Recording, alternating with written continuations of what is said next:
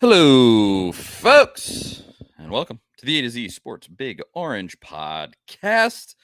Charlie Burris, Zach Reagan, another vacation edition of the Big Orange Podcast. But vacation or not, we're doing this show. It doesn't matter wherever you listen throughout the world. We thank you so much for listening to us. Zach and I talk everything Vols every week here on the Big Orange Podcast. If you want to listen to that regularly, go over to the A to Z Sports Podcast Network feed, rate, review, but most importantly, subscribe. If you do subscribe, you won't miss our shows when we drop them on Mondays or Tuesdays or even this week, Wednesdays, because Zach and I had a bunch of conflicts until today and finally made it work.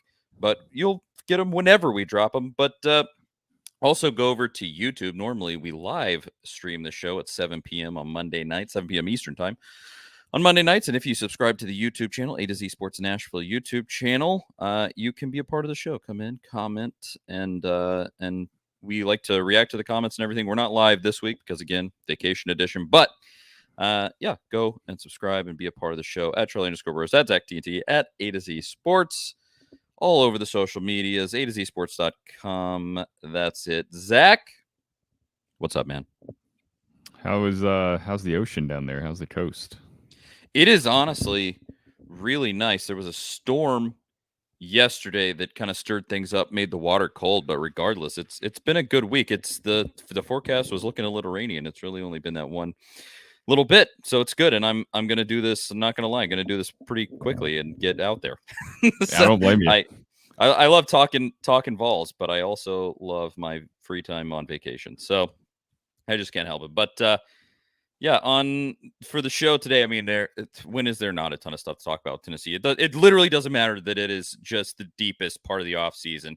Chase Burns drama, we're going to cover it. A new transfer coming in for Tennessee, not replacing Burns, but kind of taking the sting off of that one. Giant recruiting weekend in football. This kid commits to Clemson and for some reason takes a swipe at Tennessee and in his commitment, and nobody even knows who he is. We're going to talk about that. And then the NCAA is still grasping at straws, trying to remain relevant, and we're going to talk about how stupid they are to finish the show. It should be a good one, but I do have to tell you first before we get things rolling, because how could we do this without these guys? About our great sponsor, Omaha Steaks, and I know the graphic here on the YouTube channel. It still says Father's Day.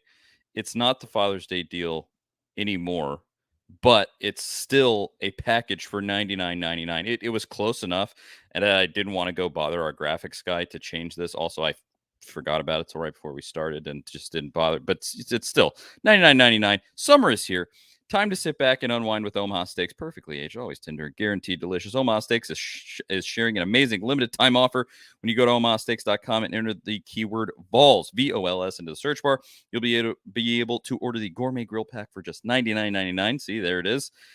And with that, you'll get 8 free Omaha Steaks burgers when you order. These burgers are legendary. I can vouch for them. They are incredible. I've had them multiple times.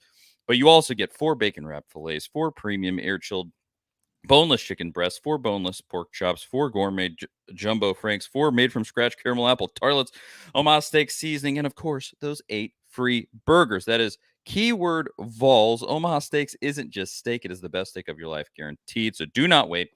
Go to omahasteaks.com and type keyword Vols into the search bar, VOLS, and order the gourmet grill pack today.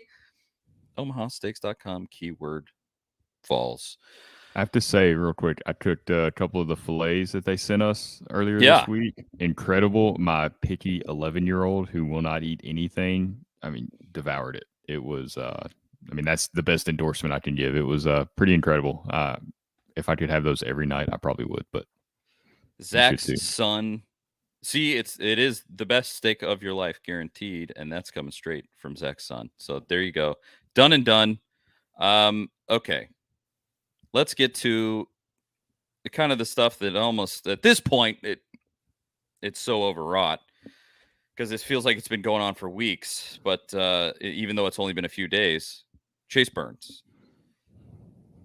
This news comes out before the final ever even happens in the College World Series that Chase Burns is probably going to transfer. And the thing with that is that according to people that this has been brewing for a long time, but I think that was the first time that a lot of fans had heard about it, and we were all thinking, this kid just threw absolute gas in the College World Series, saved Tennessee's butt on one occasion, really on multiple occasions. Really was excellent in that closer spot.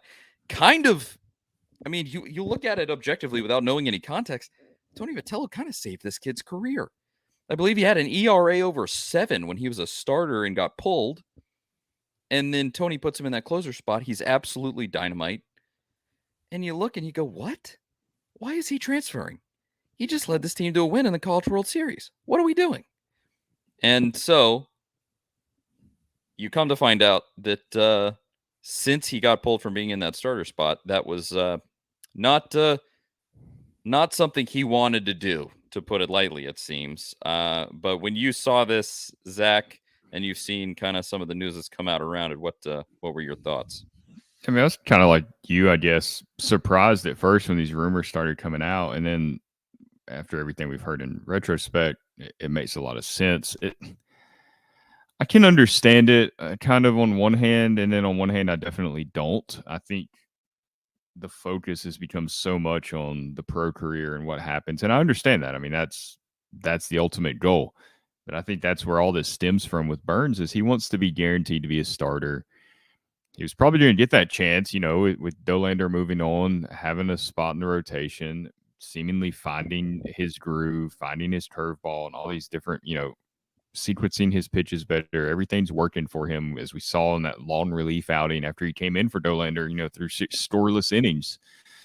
I don't know. I guess he felt like he needed a fresh start and to go somewhere else where he was going to have that rotation spot locked down. Maybe a field that's not quite as hitter friendly. Maybe he can get those numbers down a little bit because he wants to be a first round pick. He has the stuff to be a first round pick, but if he's pitching out of the bullpen, probably not going to be a first round pick. You don't see a lot of relief pitchers go in the first round. That's not what he wants to be. He wants to be somebody that gets to the big leagues as a starter. He doesn't, maybe he ends up transitioning to the bullpen again in his pro career. Who knows what happens? Most guys get drafted as starters and kind of transition to that if it doesn't work out for him as a starter. I think he just maybe doesn't trust that he's going to stay in the rotation at Tennessee after getting bumped out of it this season, even though, like you said, that pretty much saved the season. Tony Vitello and Frank Anderson's decision to shake up the rotation, move Burns to the bullpen. It didn't work immediately. I think they had a tough series against Arkansas right after that when they made that change. But from that point on, pretty much after that is when Tennessee's season flipped. And you can't argue with the results. The goal is to get to the College World Series, give yourself a chance to win. Tennessee did that. They came up short. That's just the way, they ran into a buzzsaw with LSU. That was the team that we talked about all season. Which team gets hot at the right time? It was LSU, and Tennessee had to play them, and they couldn't get past them. But outside of that, Vitello pushed all the right buttons, including the buttons with Burns. It's just something. There's not much you can do. And like Tony Vitello said, they've known this was coming pretty much since they made the change. And to Burns' credit, he went out there and did the job. He didn't complain publicly. He seemed to embrace it in the moment. He knew what he had to do, and he did it, and he got better. So, I mean, he does have that competitor's mentality, I think, that can make him a great one at the next level. I'm not too worried about the issues this season. It's just like Chase Dolander, almost having a 5 ERA. He's still going to be a top 10 pick because of the potential and because of what he showed as a sophomore, being the SEC Pitcher of the Year. Burns is going to have some of that same benefit of the doubt when he gets drafted, but I guess he doesn't want to leave it to chance. Yeah. There were a bunch of different takes flying around yesterday, and kind of from the national guys, they were like, oh, this makes sense. You made him not a starter anymore, and that's what he wanted to be, and blah, blah, blah. He couldn't be a starter anymore. Exactly. And that's probably that's what got me the most in this situation was people coming in, Vandy fans, LSU fans, thinking they're going to get him. Actually, the thing I've seen the most is that he might go to TCU. There's some kind of connection there. And they're just coming in, sniping, and going like, did you watch this kid pitch? He was all over the place. Again, ERA over 7. What? The kid that they replaced him with was better than that. It was over 11 in SEC play. Yeah, it was horrendous. I mean, he couldn't be trusted to do what you needed him to do. And so they replaced him. It was that simple. And these guys going out giving their hot takes, not realizing what they're actually saying, just thinking, "Oh, well, he looked great in the College World Series." Well, yeah, he looked like garbage before. What? I'm sorry that you missed that. That's not my problem that you didn't see that happen, but that's what happened. And that was very annoying. I think another thing that comes to mind here is the timing and the fact that if he does end up at TCU or LSU, you kind of look and you go, okay, so these two teams were both in Omaha with Tennessee. Tennessee with a coach that the beginning of the season got a few games suspension for quote unquote tampering. You don't think there was any tampering going on here in Omaha? The TCU was there, and then all of a sudden, no, Chase Burns going to TCU. What? Or LSU, or whatever it may end up being. Both teams were there and could have spoken to this kid. I guess if Chase Burns played his cards right, if he was going to do that, you have somebody kind of do that for you.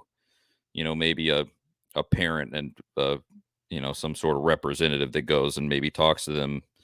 But regardless, don't come and talk to me about tampering. If this suddenly he goes to the College World Series, TCU is there, and then he goes to TCU, huh? What? And you're going to nail Vitello for tampering? This stuff is happening all over the place. So don't talk to me about this anymore. Everybody's tampering. I'm not saying stop tampering. I'm saying everybody's doing it. Shut up about it. Because when Vitello got that suspension, especially like Vandy fans, they're like, he's getting what he deserves. And we all know that Vandy's little goblin that's their head coach is doing the same thing. So that was really annoying also. But regardless, it is what it is. Tennessee will be fine. You got a deep set of pitchers. I don't know what your take is on that. I just looking at it, I think Tennessee's bullpen will be okay. Yeah, I mean, I think Tennessee will be fine. They've been able to. I mean, it's still a loss. I mean, that Burns was a weapon. You saw it in the College World Series. It is definitely a huge loss, but I don't think one pitcher isn't going to sink the season for Tennessee. They've been really, really, really good at developing pitchers over the last few years under Vitello and Anderson, and there's no reason to think that won't continue.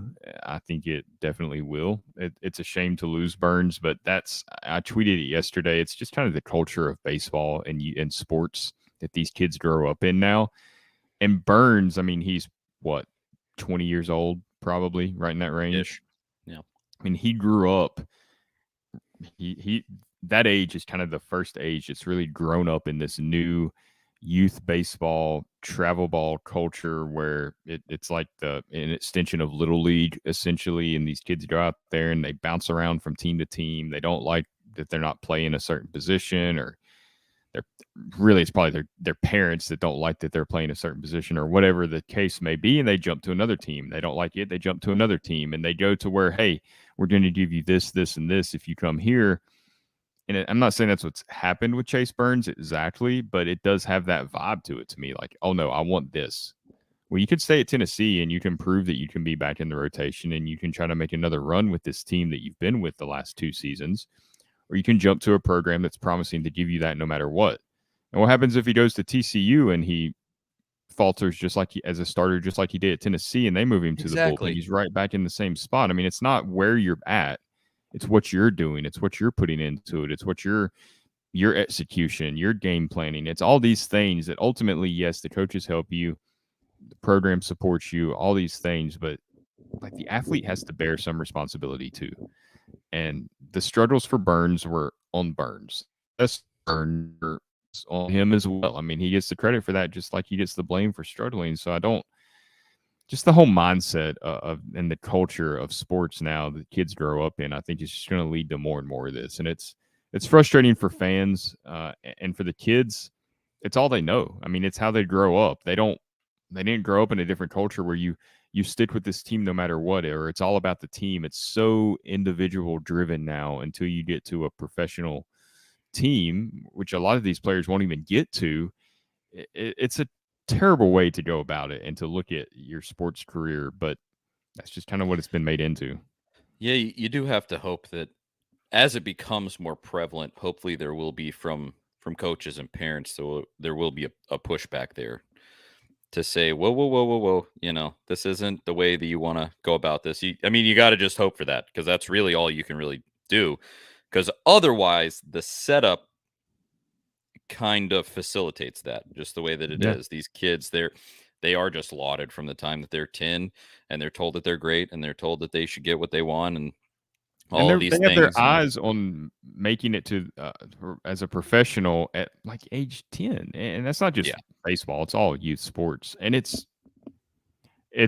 mind blowing that that's the approach. Just you don't know if a kid's going to be that good until they're 15, probably not at even 10, then. but that's just it's the way. It's the way. That's what they grow up in, and you're gonna see more and more of that with college players.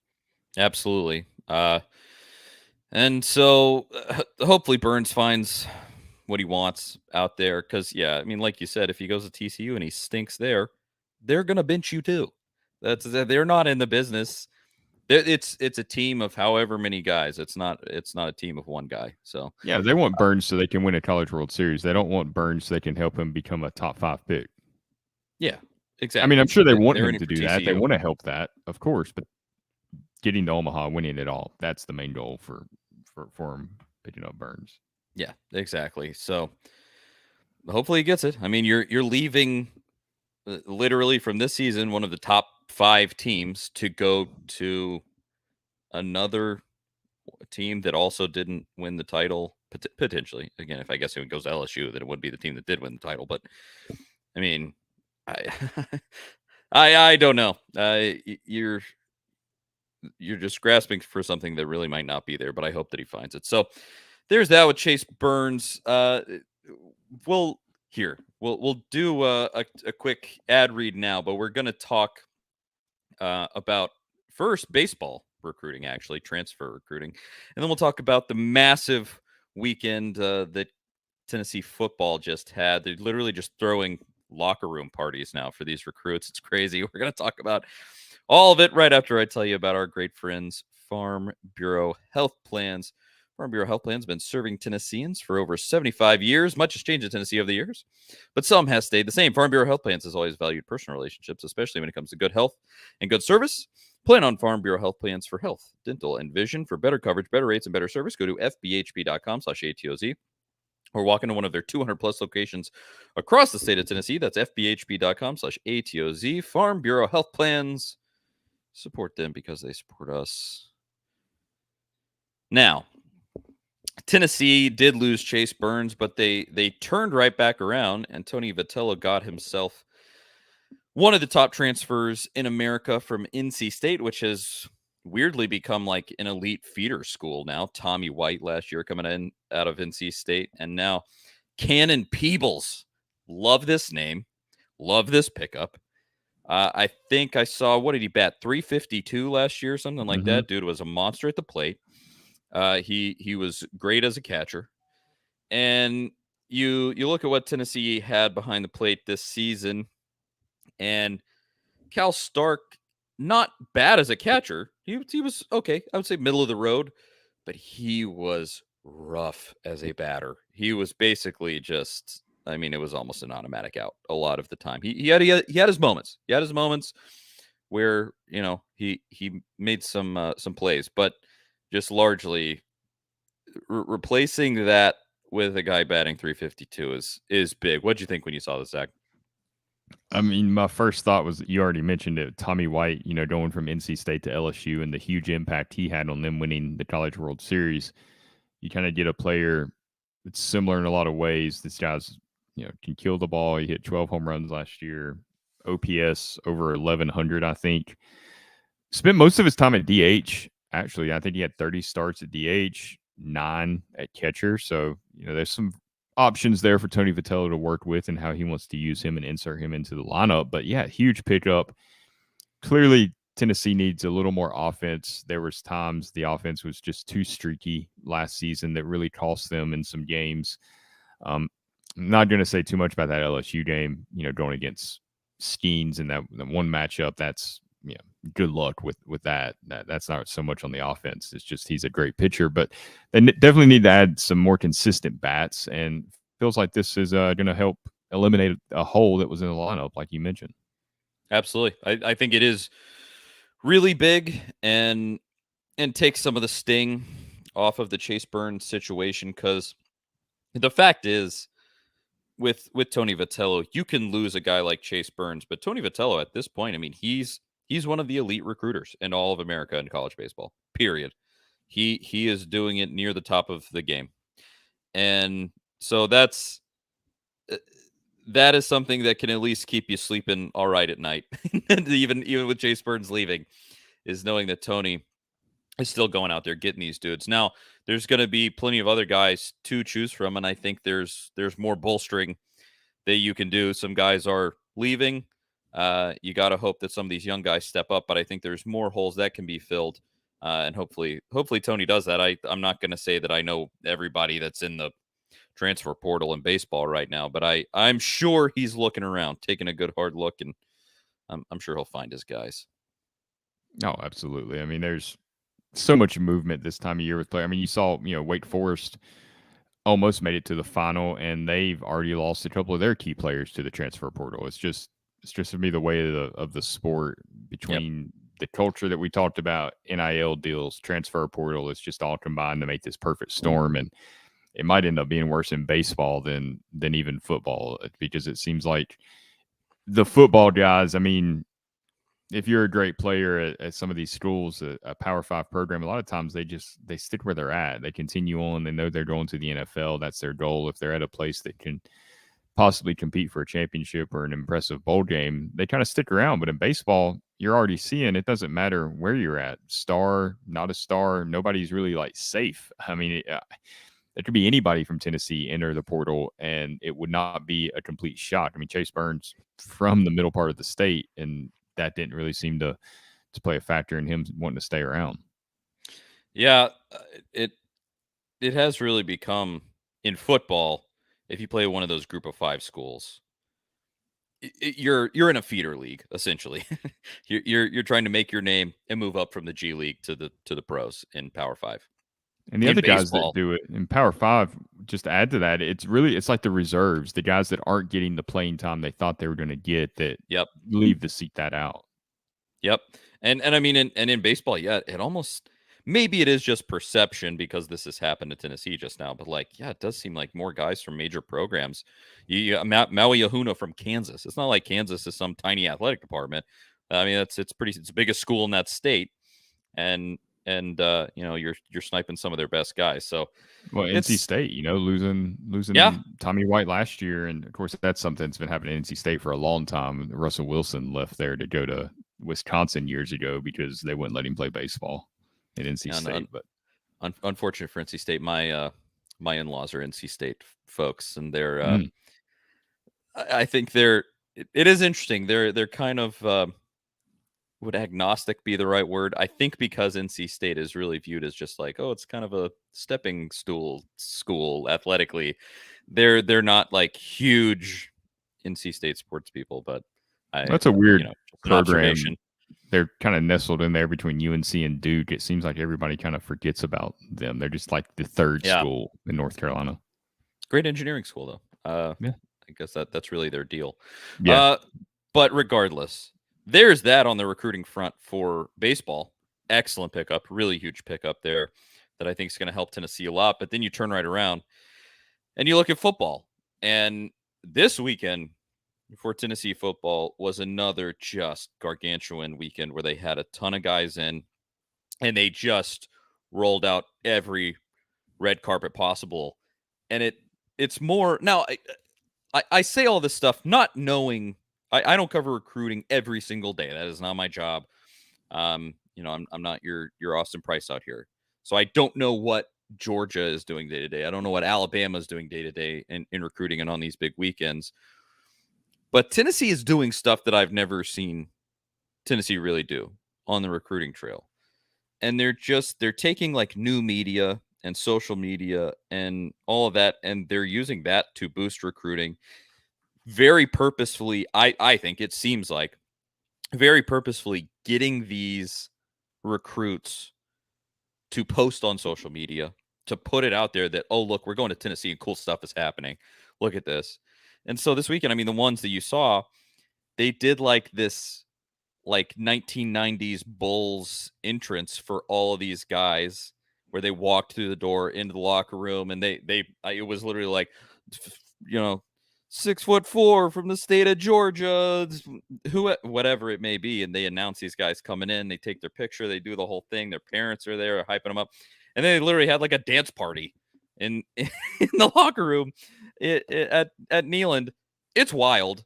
I love it, and hopefully it turns into commits. It hasn't yet. Yeah, 2 commits last week.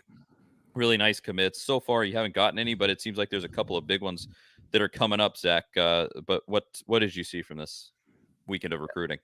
And it seems like I read a lot of the interviews with the recruits that were there this past weekend, and it feels like Tennessee's kind of becoming the fun school, and not in a bad way, because you could say, oh, the fun school, they're just kind of maybe back to the Butch Jones era, trying to, put on this big production and not make football the main thing. But football's still the main thing at Tennessee. This is just Josh Heupel and his staff really knowing how to recruit, how to make players have fun. And it's not so much that it's this great, just fun atmosphere, environment, activities. It's the vibe of how people feel when they leave Tennessee. They leave feeling good. They leave, I enjoyed myself. I had a good time. It doesn't mean all those guys are going to commit to Tennessee, but they leave with a positive impression of Tennessee. And you never know when that comes up in conversations with other recruits, or just how that can help Tennessee down the road. Just the reputation that they're gaining on the trail.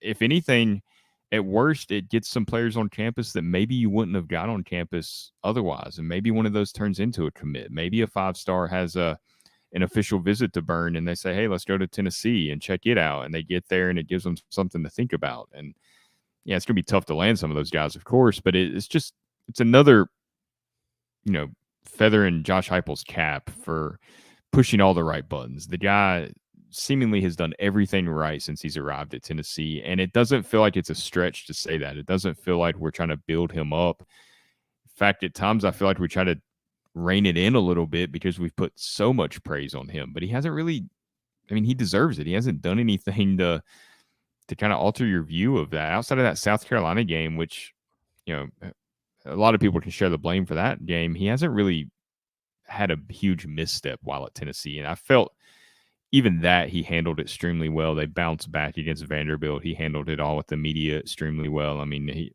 couldn't have won any better or had a better answer for that loss. But between that and the way they're recruiting right now, and the visits that they're putting on, the way these kids are talking about Tennessee, I hate to say it, it's like that whole sleeping monster thing. Tennessee is kind of that sleeping giant that's waiting to take over college football. They're right there on the cusp of that. They got to continue to take those steps to get there and to get over the hump, but they're right up against it right now. Yeah, it does have to end with landing these elite guys, but they're doing the things that it's going to take to land these elite guys, because we've said it week in and week out. It's 100% clear that Tennessee can compete on the recruiting trail in every single way possible in terms of resources, money, the things that they can do for these recruits. Knoxville is one of the biggest cities in the SEC. Just the show that they can put on and what they could give to these recruits in terms of, like, the NCAA doesn't want to talk about it, but money and things like that. Tennessee's right there. Nobody's going to beat them if Tennessee puts their mind to that. But what Tennessee cannot say at this point is a national championship in the last 20, however many years it's been, 25. 25, yeah. Yeah, too long. And you can't say no SEC championship in the last 25 years. You can't. That's where the rubber has to meet the road, and where you're probably not going to consistently land these elite guys until you do that. And unfortunately, your primary rival on the recruiting trail just happens to reside 3.5 hours down I-75 South in Georgia. And so they're right there on your doorstep, recruiting all the elite guys in their state, just sucking up all those resources and elite prospects. And so somehow you have to overcome that. And that is just, you have to beat them.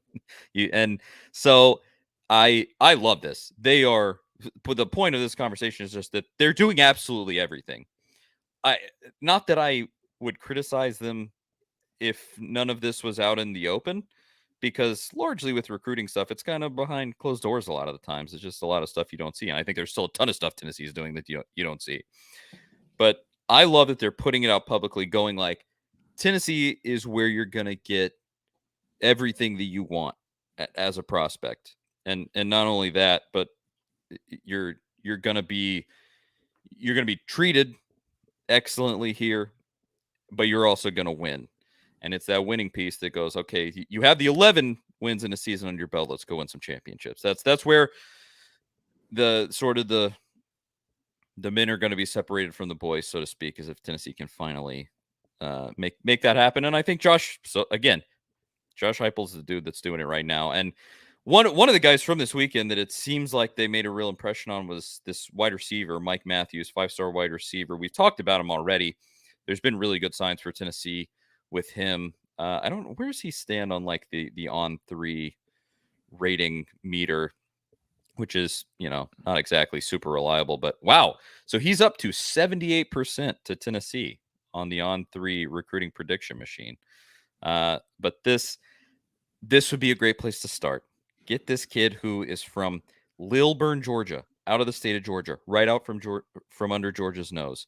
This would be an incredible pickup, and he was there this weekend, and it seems like they made a really great impression. Yeah, he talked to several media outlets about his visit. Definitely enjoyed it. I mean, it's just the same tone like we were talking about in the previous conversation about the tone coming from recruits and how much they're enjoying Tennessee, the vibe, how good they feel after they leave there.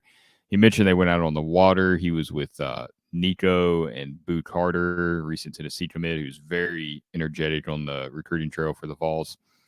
I mean, I felt like that was definitely by design. I mean, because if Mike Matthews comes to Tennessee, Nico will likely be his quarterback, will be expected to be the guy throwing the ball to him. And he's the number one player in the 2023 class. Why would you not want a 5-star wide receiver hanging out with him during an official visit? So I thought that was smart by Tennessee. Seems like they're doing everything right with Matthews. Josh Newberg from On3, who has spent some time with Mike Matthews, doubled down. If you remember back in May, I think he was one of the first ones to predict Matthews to Tennessee, or might have been early June. After this most recent official visit, Josh Newberg went out this week and, like I said, doubled down on Matthews to Tennessee. He said he thinks Tennessee can land them, thinks they're trending for him pretty heavily. He thinks they can get Amari Jefferson, too, 4-star wide receiver that Alabama, they're kind of in a fight with Alabama for. The kid wants to play both sports, baseball and football, at the next level or in college. I mean, you land both of those guys, and Josh Heupel and Nico, I mean, they're going to have an elite wide receiver group. They've already had great wide receivers, right? I mean, you've had Jalen Hyatt, 4-star coming out of high school. You've had Brew McCoy, a former 5-star who didn't really pan out at USC, and Ramel Keaton, a 4-star, and Squirrel White, who has elite speed. But you haven't really had those premier top 10 in the nation type players in this offense yet. As good as the offense was without that, can you imagine what it would be with a Nico, with a Mike Matthews, with an Amari Jefferson in this offense? I mean, that is national championship caliber stuff. So this is Matthews, definitely a player Tennessee wants to get. I mean, they're going hard after him. It's going to be a disappointment if they don't get him. If he ends up somewhere else, it's going to be a crushing loss in recruiting. I mean, Tennessee will be okay because they can develop receivers and they can get the most out of them. But you want to have that elite guy. I mean, you want to see what that elite guy can do in this offense. So it's a very important battle they're in here. Yeah, they gotta shut the door on those and make sure that those guys are in the boat by the end here, because Tennessee, just looking at the overall landscape, I mean, Georgia has 21 commits, Ohio State 16, Florida 17, USC 15, and Michigan at 23, and Tennessee is still at 14. So they're still hanging back with a relatively low number of players in this class so far. So you got a lot of closing to do. Yeah, I think I think there's guys they could probably get right now that they could probably take commitments from, but they're kind of waiting because they got guys higher up the board. And that's a good sign. I mean, that's where in previous years, Tennessee might have 22 commits right now because they're not in it for those other guys and they know they're not in it.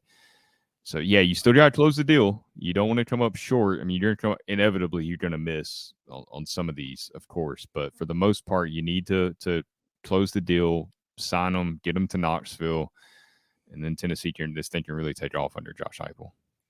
Well, we'll just have to see what happens. So hopefully some of those guys start rolling in. We can talk about that next week or in the next few weeks.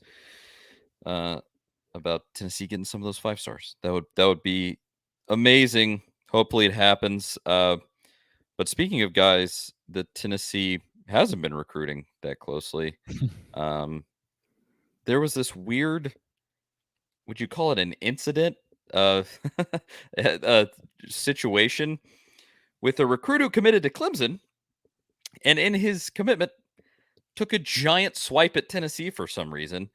And we're going to talk about that in just a second, right after I tell you about the great folks at Rattle and Snap Tennessee Whiskey. Few things go better with a Tennessee sports victory than an awesome whiskey. And I'm talking specifically about Rattle and Snap Tennessee Select Straight Whiskey. Log Still Distillery has a new Tennessee whiskey product line called Rattle and Snap Tennessee Whiskey, named after a long-forgotten game of chance. Rattle and Snap is a whiskey for those that make their own luck. There's a 4-year and an 8-year version of Rattle and Snap. You can see the 4-year right there in the corner of the YouTube video if you're watching. And they go perfect in whiskey cocktails or just drinking neat. And the bottle looks great too on your shelf if you can see it there. You can find Rattle and Snap in stores across the state of Tennessee. Also available in Kentucky, Indiana, and Mississippi. Run, don't walk, and get yourself some Rattle and Snap Tennessee whiskey for those Tennessee victories. Rattle and Snap. Follow Rattle and Snap on Instagram at Rattle and Snap Whiskey. So there's this kid, Ricardo Jones, is the prospect, and he has his commitment last night. And I don't think any Tennessee fans saw this until after the fact, because I don't think any Tennessee fans knew who this kid was. Like normally, if Tennessee is in on a recruit and they're live streaming their commitment, Tennessee fans are watching. This fan base is just crazy. They will watch anything and everything involving Tennessee, but nobody was watching this kid do this because it seems like Tennessee was not involved with this kid.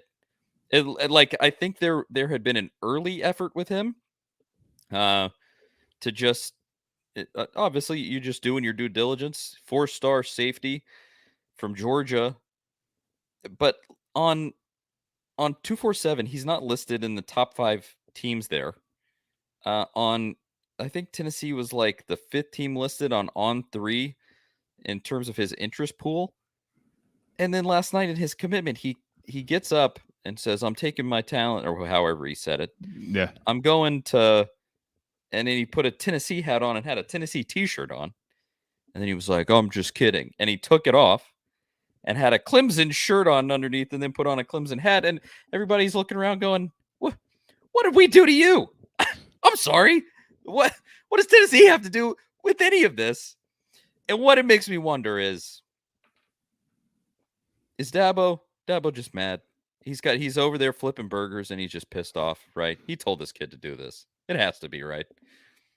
Man, I hope that's the case. I hadn't really even thought about framing it that way, but I could see Dabo with one of his corny little TikTok videos or sending this kid a message like, "How about you, think it'd be real funny if you put on this Tennessee shirt, kind of tricked everybody." But yeah, I mean, it really, everybody's response to it, at least on the Tennessee side of things that I've seen, is pretty much your response. It's what?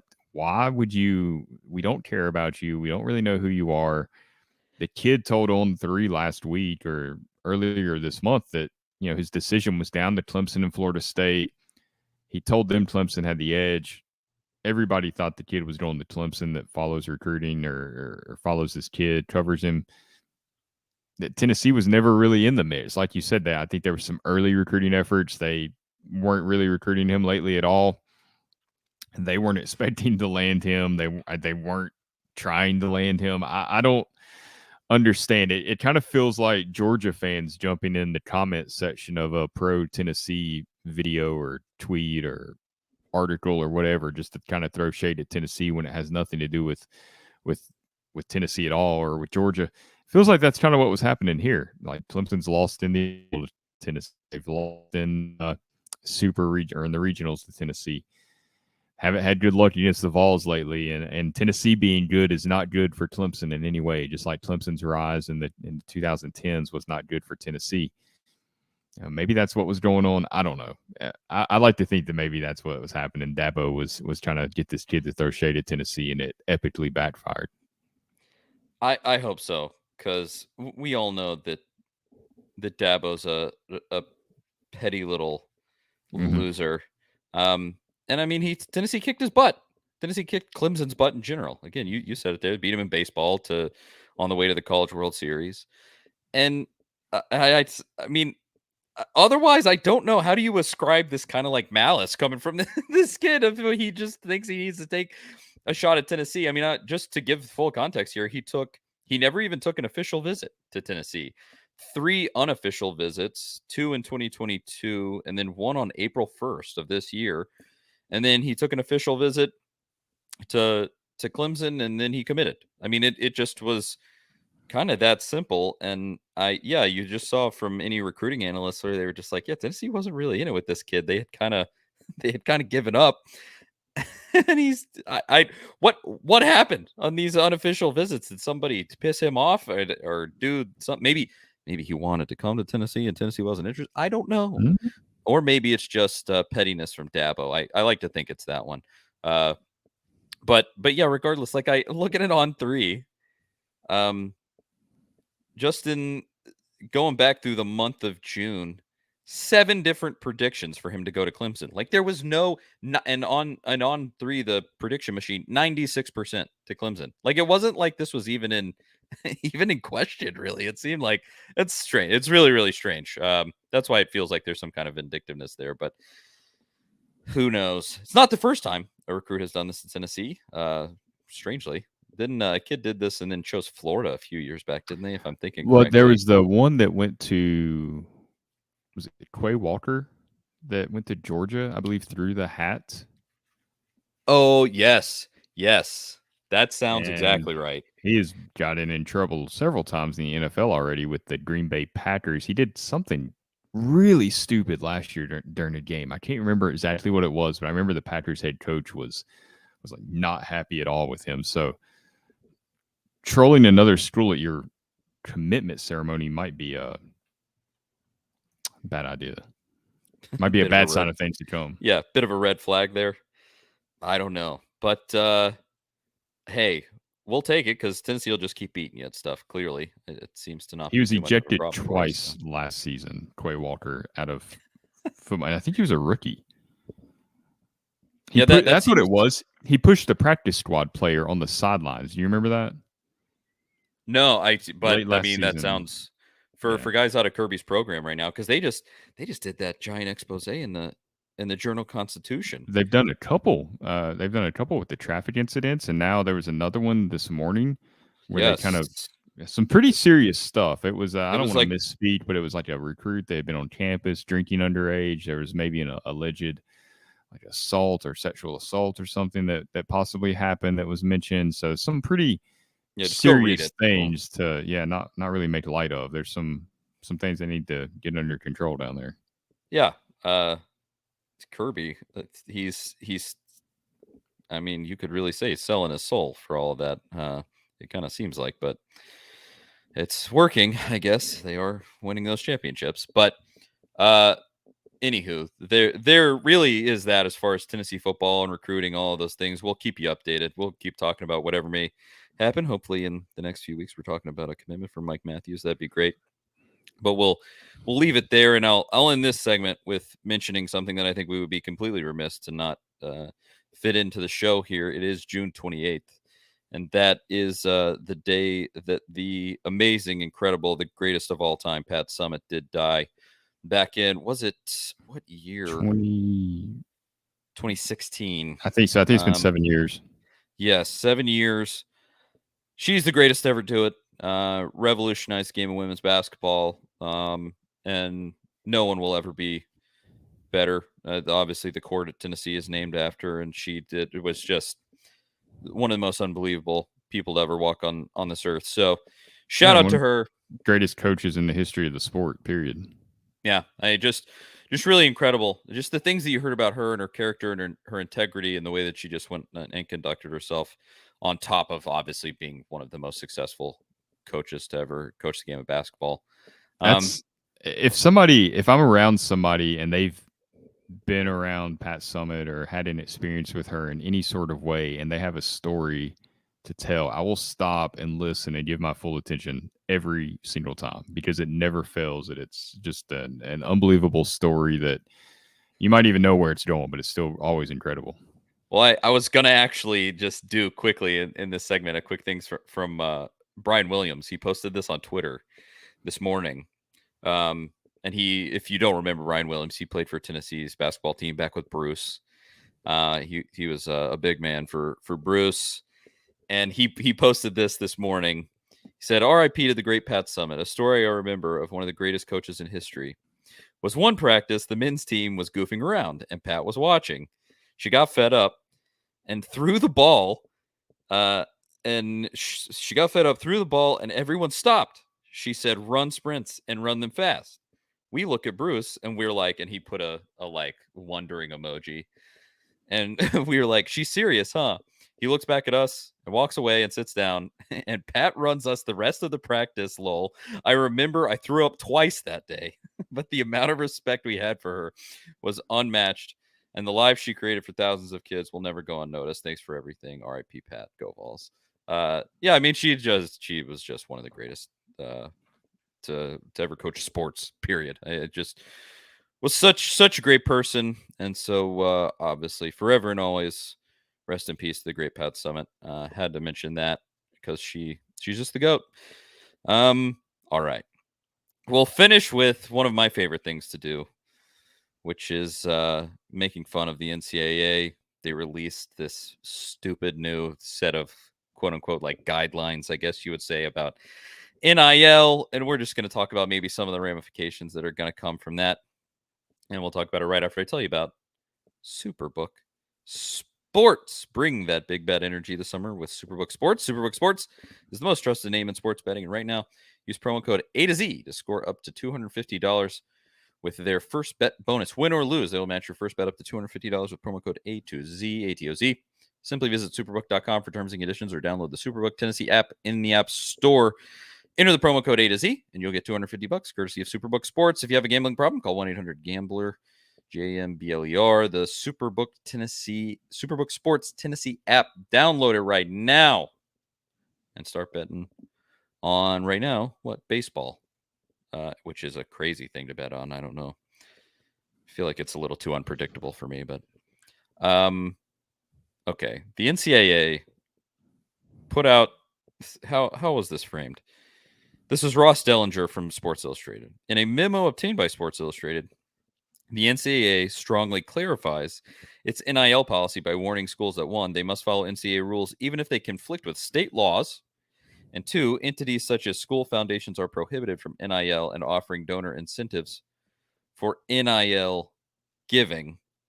This is a big, long thing where they do like question, answer, where they're trying to clarify where they stand on NIL stuff. And they're basically like, we still have rules, guys. Listen. Hey, listen. No, please listen. That's basically what the NCAA is just doing here. Trying to tap the SEC on the shoulder and go, hey, excuse me. Sir, will you please do what I say? And then hopefully the SEC is going to turn around and, I don't know, push them down and leave. But this is so stupid. The NCAA is just the worst. What did you think when you saw this, Zach? I mean, the first thought was, this is your own problem. Yeah, it is kind of the Wild West Exactly. right now. And we, kind of that college baseball transfer discussion. There's a huge discussion that could happen with all of that and ways to make it better, things that they should do beyond, there's a big discussion there to be had that where they could fix some things. But this is not the way.